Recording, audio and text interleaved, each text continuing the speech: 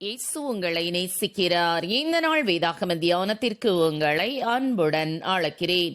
என் சத்துருக்களுக்கு முன்பாக நீர் எனக்கு ஒரு பந்தியை ஆயத்தப்படுத்தி என் தலையை எண்ணெயால் அபிஷேகம் பண்ணுகிறீர். என் பாத்திரம் நிரம்பி வழிகிறது. 23 சங்கீதம் 5 ஜெசிகா எப்போதுமே விசுவாசம் உள்ள பெண்ணாக இருந்தாள். ஆனால் அவளுக்கு முன்னெப்போதும் இல்லாத அளவுக்கு அதிகமான சோதனைகள் அவள் வாழ்க்கையிலே மோதி அடித்தன.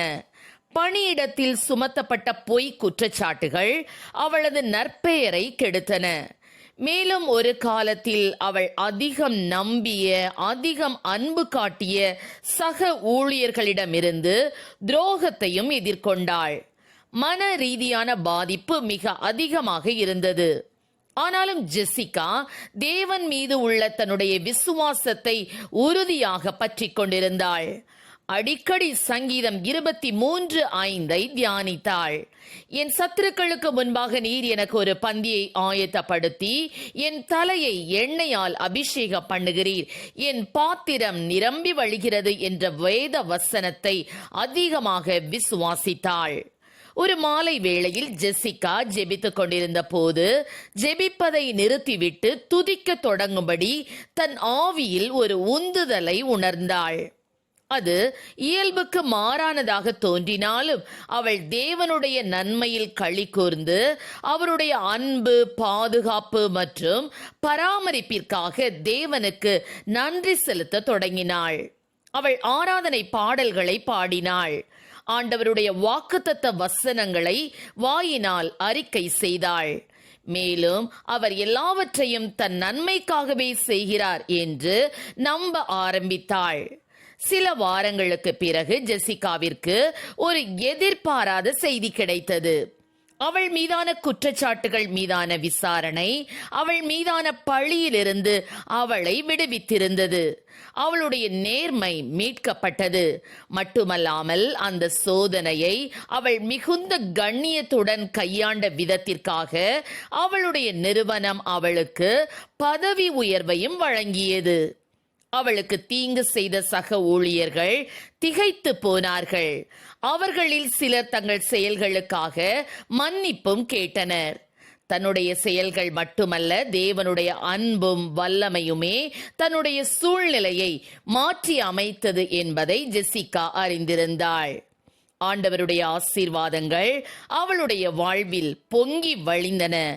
மேலும் தேவனில் மகிழ்வது எந்த ஒரு எதிரியையும் எப்படி வெல்லும் என்பதற்கு அவளுடைய வாழ்க்கை ஒரு சாட்சியாக மாறியது.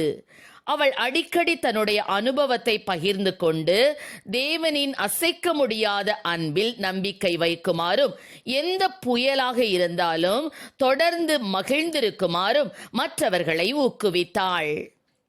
ஆம், எனக்கு அருமையானவர்களே, எதிர்ப்புகளுக்கு மத்தியிலும் நீங்கள் கர்த்தரில் களி கூறும்போது கர்த்தர் உங்களுக்காக போராடுகிறார். அவர் உங்கள் எதிரிகளின் முன்னிலையில் உங்கள் ஆசீர்வாதங்களின் விருந்தை ஆயத்தப்படுத்தி உங்கள் வாழ்க்கையை கனத்தினாலும் தமது கிருபையினாலும் நிரப்புகிறார். தேவனுடைய வார்த்தைக்கும் உங்கள் பெற்றோரின் அறிவுரைகளுக்கும் கீழ்ப்படிவதே உங்கள் எதிரிகளை வெல்வதற்கான திறவுகோலாகும். தேவன் ஈட்டிகள் அல்லது வேல்கள் போன்ற ஆயுதங்கள் மூலமாக ரட்சிப்பதில்லை. மாறாக நீங்கள் அவருடைய வார்த்தைக்கு கீழ்ப்படியும் போது அவர் ரட்சிக்கிறார். ஒவ்வொரு நாளும் சிறிய காரியங்களில் கூட தேவனுடைய வார்த்தைக்கு கீழ்ப்படிவதன் மூலம் உங்கள் எதிரிகளை நீங்கள் வெல்ல முடியும். வேத வாக்கியங்கள் மூலமாகவோ அல்லது தீர்க்க தரிசனங்கள் மூலமாகவோ தேவன் உங்களிடம் கேட்பதை பின்பற்றினால் மட்டும் போதும். அரசனின் ஆணைப்படி தடை செய்யப்பட்ட போதிருந்த போதிலும் தானியேல் தேவனுக்கு கீழ்ப்படிந்து ஒரு நாளுக்கு 3 வேளையும் உண்மையுடன் ஆண்டவரிடம் ஜெபித்தார். இந்த கீழ்ப்படிதலின் செயலால் அவருடைய எதிரிகள் அவரை சிங்க கெபியிலே எறிந்தனர். ஆனால் தேவன் ஒரு தூதனை அனுப்பி சிங்கங்களின் வாய்களை அடைத்தார்.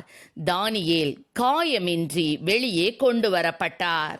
அவருடைய கீழ்ப்படிதல் அவரை காப்பாற்றியது மட்டுமல்லாமல் அரசன் அவரை இன்னும் மேலான கௌரவ பதவிக்கு உயர்த்தவும் வழிவகுத்தது.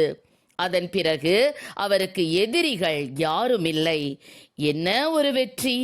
ஆம் பிரியமானவர்களே, உங்கள் துன்பங்களின் நடுவில் தேவனை நம்புங்கள்.